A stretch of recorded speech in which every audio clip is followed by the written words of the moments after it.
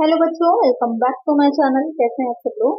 आज की वीडियो में आप लोग के लिए जो बिहार में कॉन्क्लेव की वैकेंसी आई थी उसके प्रैक्टिस सेट चल रहे थे, उसके प्रैक्टिस सेट हम लोग सॉल्व कर रहे थे। तो प्रैक्टिस सेट टेस्ट मैंने आप लोग को सॉल्व करवाया था, उसमें कुछ क्वेश्चन हम लोगों ने सॉल्व किए हैं। आज की वीडियो में उसके आगे के क्वेश्चन रहेंगे, तो आई वीडियो को शुरू करते हैं। अगर आपने वीडियो नहीं देखी है तो उसका लिंक आपको इस वीडियो के डिस्क्रिप्शन में मिल जाएगा। एक प्लेलिस्ट बनी है जहाँ आपको सारी वीडियोस मिल जाएंगी, देख सकते हैं आप वहाँ पे। वीडियो को शुरू करते हैं। तो शुरू करने से पहले जिन बच्चों ने सब्सक्राइब नहीं किया है सब्सक्राइब कर लीजिए, वीडियो अच्छी लगी लाइक कर दीजिएगा और फ्रेंड्स तक शेयर भी कर दीजिएगा। आइए शुरू करते हैं। इसमें most appropriate method of costing for a television channel is best.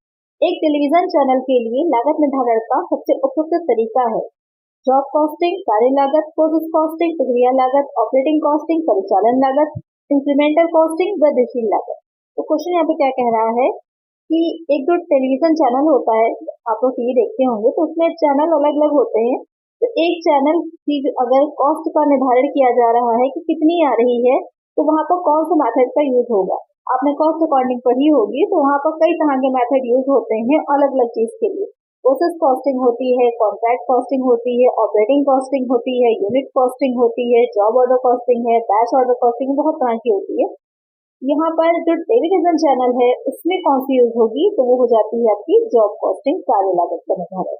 यानी कि जॉब कॉस्टिंग मेनली वहां पर की जाती है जो जिनका काम बाकियों से थोड़ा अलग होता है, डिफरेंट होता है, या फिर स्पेशल ऑर्डर दे के कोई काम कराया जा रहा है। जैसे कि शादी के कार्ड होते हैं, अक्सर क्वेश्चन में पूछा जाता है, तो वहाँ पर शादी के कार्ड होते हैं।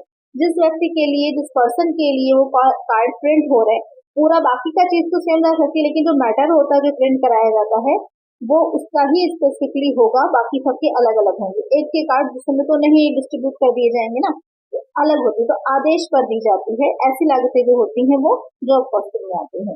यहाँ पर एक आंसर हो जाएगा ऑप्शन, यानी कि एक टेलीविजन चैनल को जिस तरह की कॉस्ट आ रही है दूसरे चैनल पर वैसे ही है, ऐसा जरूरी नहीं होगा। चलिए नेक्स्ट क्वेश्चन है, Mrs. Vinod Enterprises Limited has received rupees 10 lakh from an issue of further shares. The expenses of the issue being rupees 10,000. Which of the following is the correct treatment in respect of the above transaction? Mrs. Vinod Enterprises Limited है, तो आगे के shares के issue से 10 लाख रुपए प्राप्त हुए हैं, यानी कि उन्होंने शेयर्स इशू किए हैं आगे, उससे उन्हें 10 लाख रुपए मिले हैं। निर्गमन का खर्च जिसका आएगा 10,000 का। तो यहाँ पर इस तरह का लेन देन अगर जो करेंगे तो उस संबंध में क्या ट्रांजेक्शन होंगे इससे related. 10 lakh is capital receive and 10,000 is deferred revenue expenditure, यानी कि 10 लाख रुपए क्या है, ये पूंजीगत प्राप्ति है, और 10,000 जो है वो आस्थगित राजस्व व्यय है। 10 lakh is capital receipt and there is no treatment for rupees 10,000। 10 lakh को पूंजीगत मान लेंगे प्राप्ति है, लेकिन बाकी के 10,000 है उसको कोई भी उपचार नहीं किया जाएगा, यानी कोई भी एंट्री नहीं होगी। 10.10 लाख इस कैपिटल रिसीट, पूरे 10 लाख 10,000 जो है उसको ये पूंजीगत प्राप्ति ही मानेंगे। 10 लाख इस कैपिटल रिसीट एंड 10,000 इस रेवेन्यू एक्सपेंडिचर। 10 लाख पूंजीगत प्राप्ति है और 10,000 रुपए राजस्व यानी कि आय करते हैं। तो जब इस तरह का होता है कि कोई इशू कर रहे हैं, उसके साथ उसके इशू करने के भी कुछ एक्सपेंसेस हो रहे हैं, तो वहां पर अगर हम इसको किस तरह से ट्रीट करेंगे, तो ये 10 लाख है, 10 लाख है वो तो सीधा सीधा आपके क्या है कैपिटल रिसीट हो जाएंगे, पूंजीगत प्राप्ति हो जाएंगे। बाकी के जो 10,000 रुपए जो उन्होंने एक्सपेंस किए हैं इसको क्या माना जाता है, इसको अस्थगित राजस्व यानी कि आयगत व्यय माना जाता है। डिफर्ड रेवेन्यू एक्सपेंडिचर, मैंने आप लोग को इसकी एक अलग से वीडियो प्रोवाइड कराई थी जहां हम लोगों ने कैपिटल और रेवेन्यू एक्सपेंडिचर क्या होते हैं, उसमें वहां पर एग्जाम्पल भी मैंने बहुत से आप लोग को दिए थे, जिससे कि डायरेक्ट अगर क्वेश्चन पूछेगा तो आपको इजी रहेगा। तो वहां पर एग्जाम्पल में मैंने बताया भी था क्योंकि जो निर्गमन के व्यय हो जाते हैं, शेयर्स हो या डिबेंचर्स हो, तो वो क्या हो जाते हैं डिफर्ड रेवेन्यू एक्सपेंडिचर होते हैं। जो विज्ञापन के व्यय होते हैं, अगर एडवर्टाइजमेंट के एक्सपेंसेस दे रखे हैं वो भी डिफर्ड रेवेन्यू एक्सपेंडिचर होते हैं। यानी कि क्या होता है, वो अगले कुछ होते हैं, वो आयगत व्ययों की तरह ही है, लेकिन उन्हें अगले कुछ वर्षों तक ले जा करके रिटर्न ऑफ कर दिया जाता है, वो हो जाता है डिफर्ड रेवेन्यू एक्सपेंडिचर। यहाँ पर सही आंसर हो जाएगा ऑप्शन ए। कौन से होते हैं, कैसे उसको बांटा गया है, या डायरेक्ट एग्जांपल आपको देखना है तो वो वीडियो देख लीजिएगा, उसमें आपको अच्छे से समझ में आ जाएगा। तो नेक्स्ट क्वेश्चन लेते हैं। A reserve which is created not out of dash its called। एक रिजर्व दो जो डैश से नहीं बनाया जाता उसे डैश कहा जाता है। यानी कि एक इस कहा का मतलब है जो किसी एक चीज से नहीं बनाया जाएगा तो उसे वो चीज कहा जाएगा, आपको वही देखना है। यानी कि यहाँ पर दो फिल इन द ब्लैंक्स है, आपको दोनों को फिल करना है।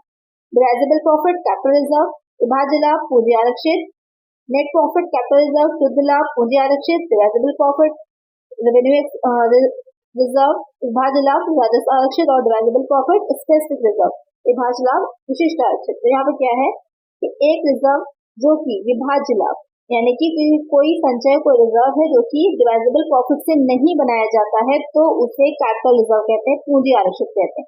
तो जो विभाज्य लाभ से हो जाते हैं वो सब कैपिटल आपके नहीं होते, वो रेवेन्यू में ही जाते हैं। लेकिन जो ऐसे रिजर्व होते हैं जैसे कि प्रीमियम अगर मिल रहा है, जो शेयर इशू किए जा रहे हैं तो जो प्रीमियम है तो वो कैपिटल रिजर्व में आएगा। तो शेयर इशू करने पर प्रीमियम आया, वो आपका प्रॉफिट से उसका कोई लेना देना नहीं है, तो वो हो जाएगा आपका कैपिटल रिजर्व हो जाएगा। तो यहाँ पर क्या कह रहा है कि एक रिजर्व जो डिवाइजेबल प्रॉफिट से नहीं बनाए जाते उसे कैपिटल रिजर्व कहा जाता है। तो करेक्ट आंसर क्या हो जाएगा? ऑप्शन ए होगा। तो मोस्टली कैपिटल रिजर्व में वही चीजें जाती हैं जैसे कि फॉरफीचर अकाउंट होता है, हरल खाता जो होता है, उसकी भी जो बाकी निकल के आती है वो भी कैपिटल रिजर्व में ही ट्रांसफर की जाती है। मेनली जो आपकी कैपिटल एसेट्स है उसी से ही जो मिल रहा होता है एक्स्ट्रा वो आपका जाता है कैपिटल रिजर्व में। और डिवाइजेबल प्रॉफिट, जितना भी आपके पास प्रॉफिट अवेलेबल था उसमें से आपने टैक्स दे दिया, उसमें से आपने डेप्रिसिएशन लेस कर दिया, उसके बाद जो शेयर होल्डर्स को देने के लिए अवेलेबल हो जाता है वो आपका डिवाइजेबल प्रॉफिट कहलाता है। एक आंसर हो जाएगा ऑप्शन। नेक्स्ट क्वेश्चन है, a company decides to declare INR 2 lakh as cash dividend to shareholders, it will be reflected in the cash flow statement as a cash outflow under dash activities। एक company ने जो share धारकों को लाभांश के रूप में नकद 2 लाख रुपए घोषित करने का निर्णय लिया है। यह डैश के अंतर्गत एक नकदी बहिर्वाह के रूप में नकदी विवरण में परिलक्षित होगा। तो जब कैश फ्लो स्टेटमेंट हम बनाते हैं तो वहां पर कैश फ्लो स्टेटमेंट में 3 तरह की एक्टिविटीज दिखाई जाती हैं। एक हो जाती है आपकी ऑपरेटिंग एक्टिविटीज, दूसरी होती है फाइनेंसिंग और तीसरी हो जाती है इन्वेस्टिंग। अकाउंटिंग एक्टिविटीज कोई नहीं होती हैं। 3 तरह की एक्टिविटीज मेनली दिखाई जाती हैं आपकी। तो यहाँ पर ऑपरेटिंग एक्टिविटीज जो बिजनेस को रन किया जा रहा है उसमें जो भी एक्सपेंसेस हैं या जो भी हमने इनकम होती है वो दिखाई जाएगी। फाइनेंसिंग में क्या रहता है, जो फाइनेंस रिलेटेड, वित्त से रिलेटेड हो जाती हैं जैसे कि शेयर्स हैं, डिबेंचर्स हैं, डिविडेंड है, ये सब आएगा। इन्वेस्टिंग में जो आप लोग एसेट को परचेज कर रहे हैं, सेल कर रहे हैं, उससे रिलेटेड जो होती है वो इन्वेस्टिंग में आती है। अब क्वेश्चन क्या कह रहा है, लाभांश को वितरित किया जाना है, यानी कि लाभांश जो डिविडेंड है वो डिस्ट्रीब्यूट किया जाएगा, पे किया जाएगा, पेड किया जाएगा, तो किस में जाएगा? वो जाता है आपकी फाइनेंसिंग एक्टिविटी। एक आंसर हो जाएगा ऑप्शन बी।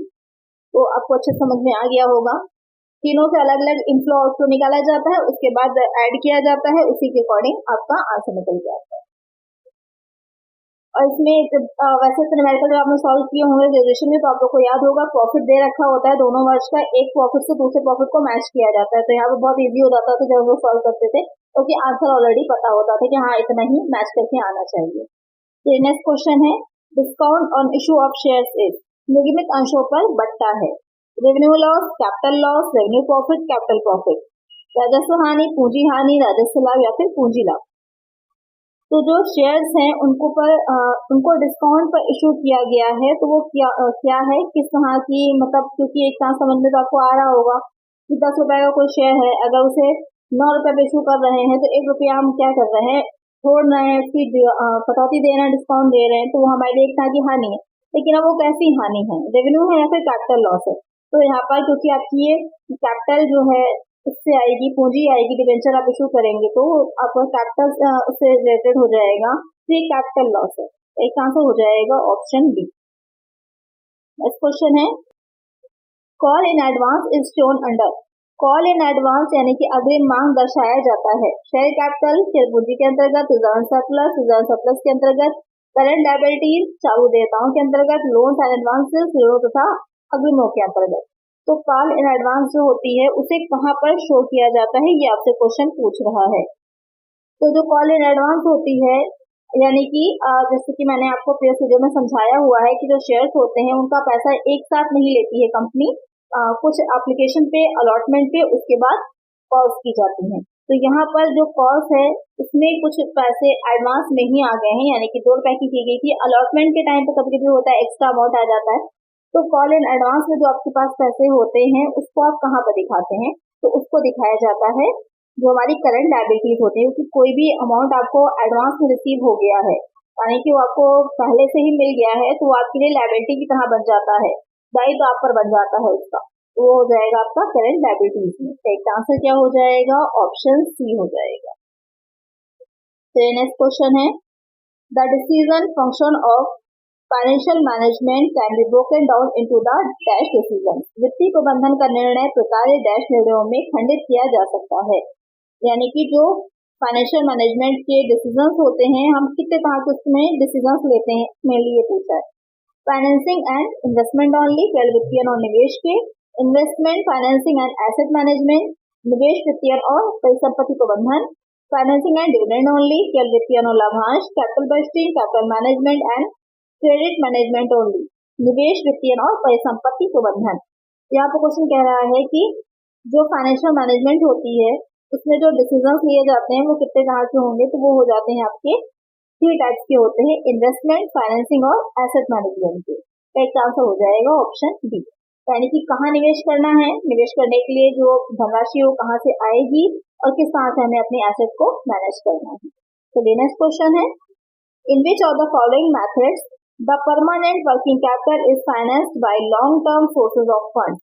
निम्न में से किस पद्धति के अंतर्गत स्थायी कार्यशील पूंजी का वित्त पोषण दीर्घकालिक पोषण के स्रोतों से किया जाता है।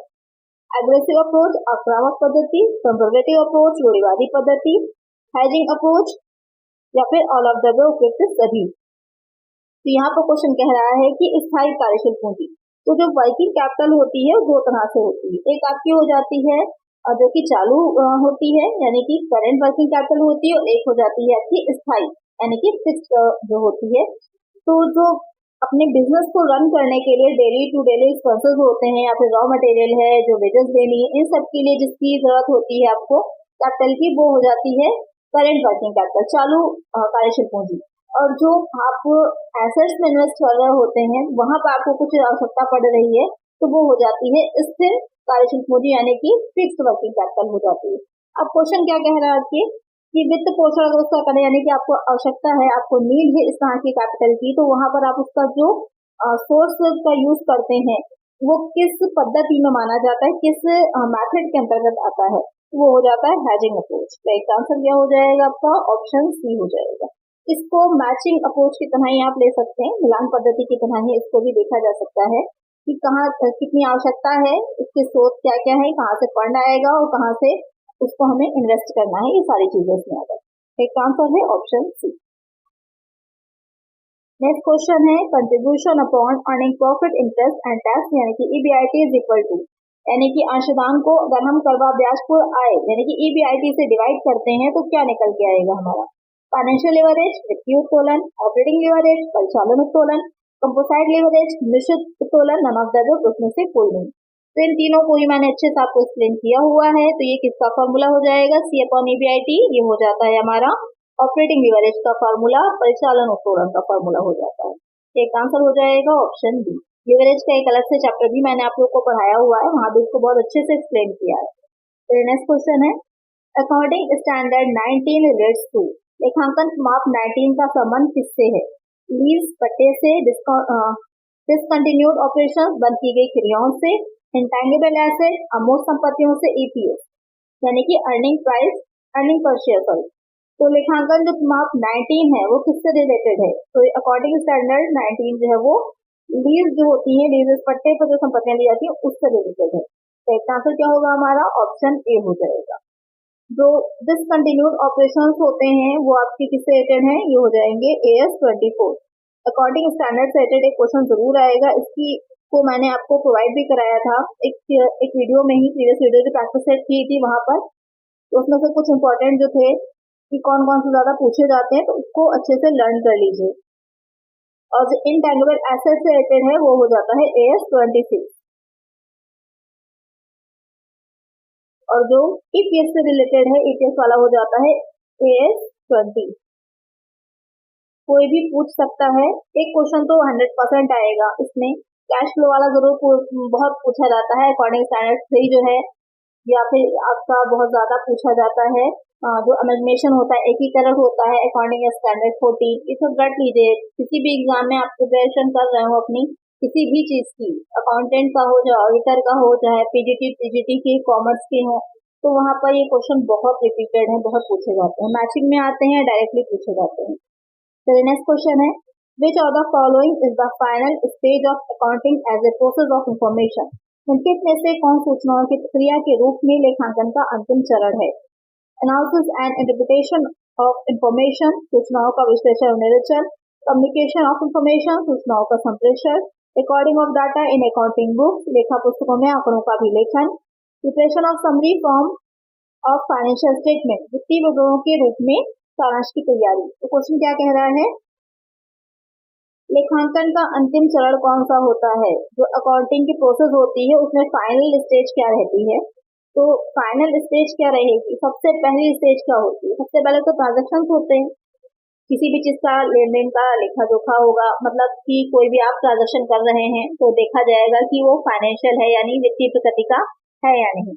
उसके बाद उससे जर्नल में, जो जर्नल है उसमें एंट्री की जाएगी, फिर उससे क्या बनाया जाएगा, लेजर बनाया जाएगा, फिर बैलेंस निकालेंगे, बैलेंस निकालने के बाद उससे बैलेंस से हम बनाएंगे ट्रायल बैलेंस, ट्रायल बैलेंस के बाद हम क्या करते हैं, जो हमारे ट्रेडिंग और प्रॉफिट एंड लॉस अकाउंट उसको बनाएंगे, फिर बैलेंस शीट बनाएंगे, उसके बाद हम लाभ हानि नियोजन खाता, profit and loss appropriation account अगर नीड है तो बनाया जाता है।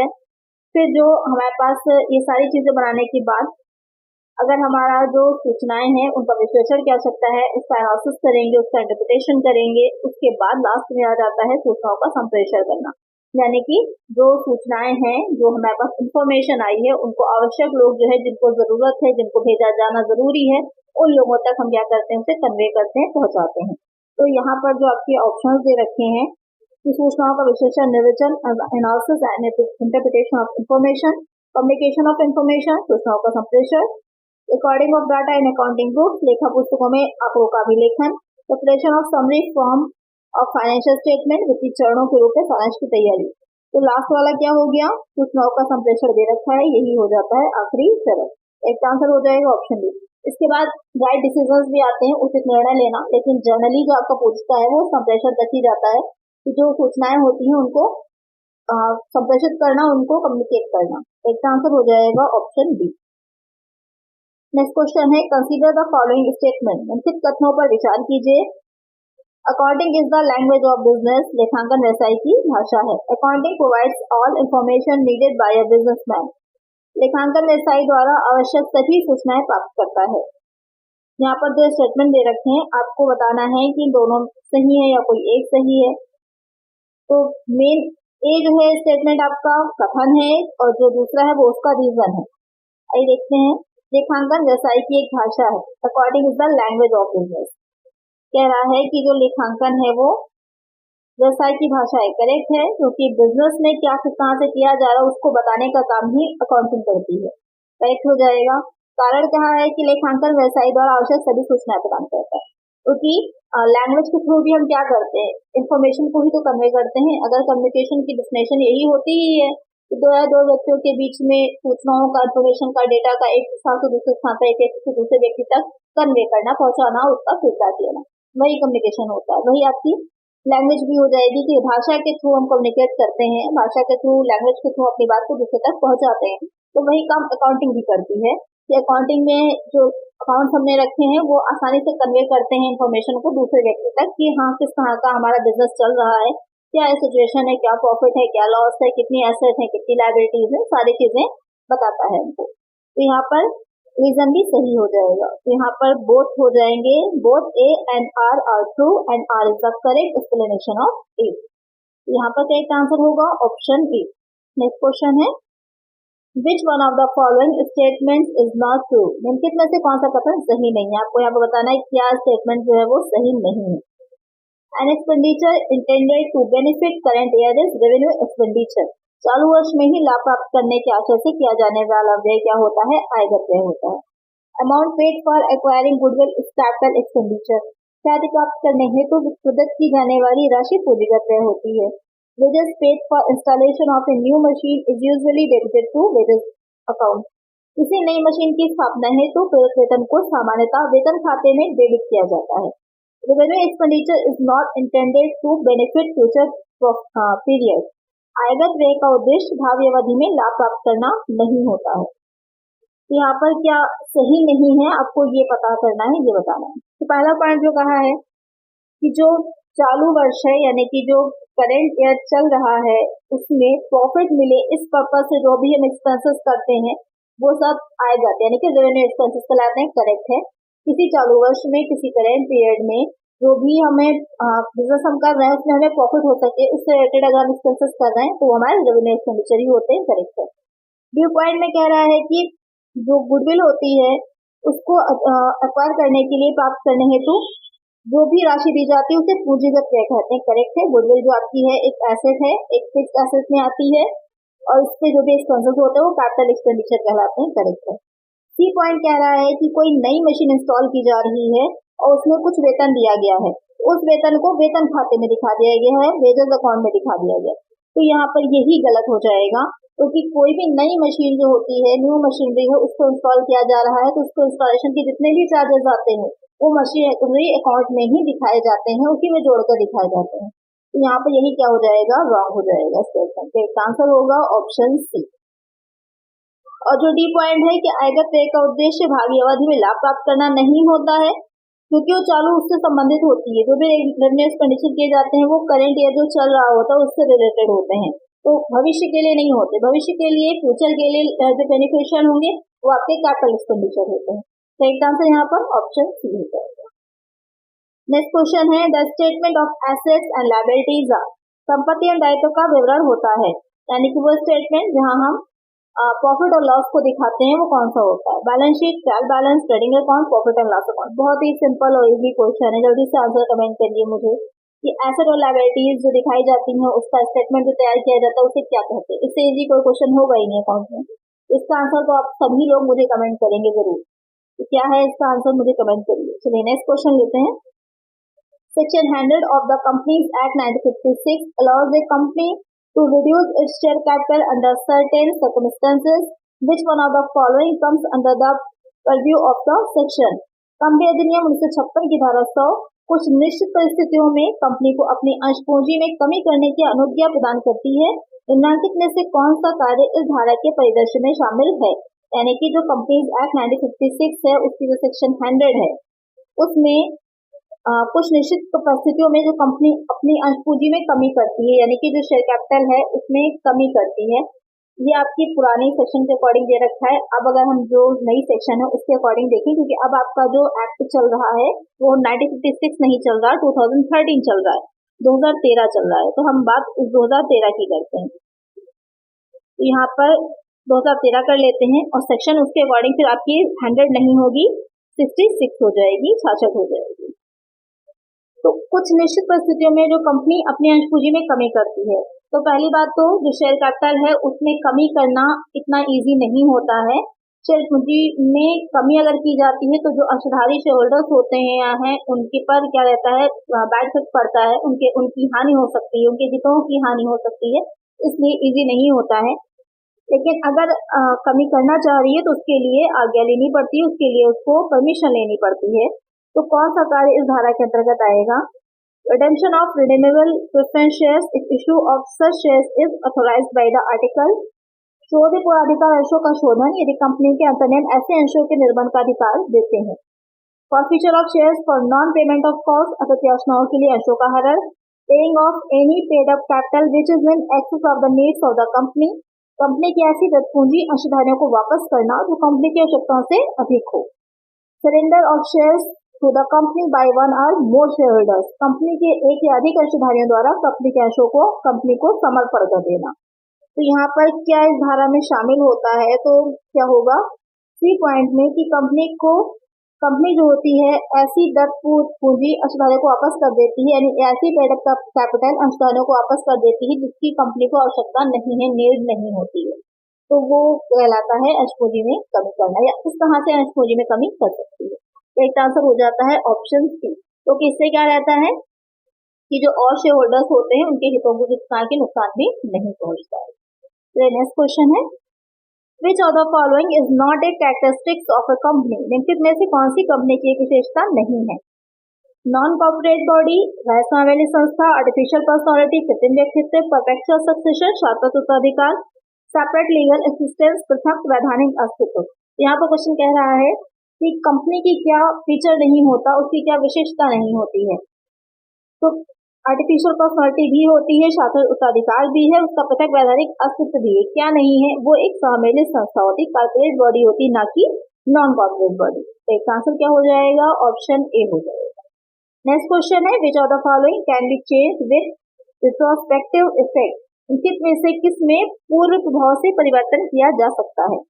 मेमोरेंडम ऑफ एसोसिएशन, पार्षद सीमा नियम में, आर्टिकल ऑफ एसोसिएशन, पार्षद अंतर नियम में, प्रोस्पेक्टिव विवरण में, नन ऑफ दीज में से कोई नहीं। क्वेश्चन कह रहा है पूर्व प्रभाव से, यानी कि किसको चेंज किया जा सकता है? तो आसानी से किसको चेंज किया जा सकता है? जो पार्षद अंतर नियम होते हैं उसको, आर्टिकल ऑफ एसोसिएशन को। तो इसका आंसर क्या हो जाएगा? ऑप्शन बी, यानी कि कोई विशेष प्रस्ताव पारित करके हम इसमें परिवर्तन आसानी से कर सकते हैं। नेक्स्ट क्वेश्चन है, company secretary as an independent profession that originally took birth in, एक स्वतंत्र व्यवसाय के रूप में कंपनी सचिव, जो कंपनी सेक्रेटरी होता है, सीएस होता है, की मूल उत्पत्ति डैश में हुई थी? यूएसए में, इंडिया में, फ्रांस में, यूके में। कहाँ हुई थी इसकी उत्पत्ति? वो हो जाएगा यूके में। कि एक कंपनी सचिव एक अलग मतलब इंडिपेंडेंट पर्सन होना चाहिए, तो वो उसका स्टार्ट हुआ था यूके में। तो इसका आंसर हो जाएगा ऑप्शन डी होगा। इसके लिए जो ब्रिटेन में कंपनी सचिव के लिए एक अलग से संस्था भी है, institute of chartered secretaries and administrator, जिसे ICSA बोलते हैं, शॉर्ट में ICSA बोलते हैं। और अगर इंडिया में बात की जाए तो इंडिया में कौन सी संस्था है? Institute of company secretaries of India. ये भारत में, हमारे इंडिया में इसकी एक अलग से जो संस्था है, इसका अलग से कोर्स भी होता है, बच्चे करते हैं इसमें भी। तो नेक्स्ट क्वेश्चन है, which of the following tax rates is not applicable under GST, GST के तहत निम्नलिखित में से कौन सी कर दर लागू नहीं होती? 5%, 12%, 18%, 25%। आपको पता ही है कि चार तरह की मेनली होती हैं, 5%, 12%, 18% और 28 होता है, 25 नहीं होता। तो यही गलत हो जाएगा। करेक्ट आंसर हो जाएगा यहाँ पर ऑप्शन डी। तो आज की वीडियो में इतना ही। आई होप आपको क्वेश्चन अच्छे लगे होंगे। प्रैक्टिस सेट 5 आपका कंप्लीट हो गया है। नेक्स्ट वीडियो में हम इसका नेक्स्ट प्रैक्टिस सेट 6 सॉल्व करेंगे। तो अगर इसी तरह की वीडियोस और आपको चाहिए हैं तो इसके लिए चैनल जरूर सब्सक्राइब कर लीजिएगा। और भी जो हेल्प होगी एग्जाम तक आपके लिए, मैं वो जरूर लेकर के आपके लिए और वीडियोस भी आऊंगी। तो चैनल को सब्सक्राइब कर लीजिएगा, वीडियो को लाइक कर दीजिएगा और फ्रेंड्स के साथ शेयर भी कर दीजिएगा। मिलते हैं नेक्स्ट वीडियो। Thank you.